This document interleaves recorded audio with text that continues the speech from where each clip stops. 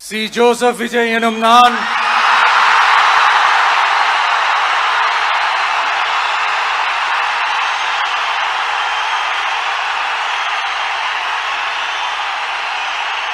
சட்டப்படி அமைக்கப்பெற்ற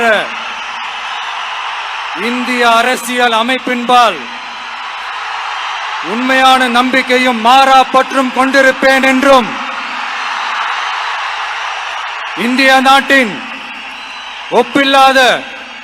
முழு முதல் ஆட்சியையும் ஒருமையையும் நிலை நிறுத்துவேன் என்றும் தமிழ்நாட்டு அரசின் முதலமைச்சராக உண்மையாகவும் உளச்சான்றின்படியும் என் கடமைகளை நிறைவேற்றுவேன் என்றும் அரசியல் அமைப்பிற்கும் சட்டத்திற்கும் இணங்க அச்சமும் ஒருதலை சார்பும் இன்றி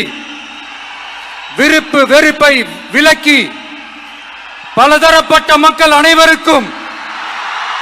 நேர்மையானதை செய்வேன் என்றும் ஆண்டவன் மீது ஆணையிட்டு உறுதிமொழிகிறேன்.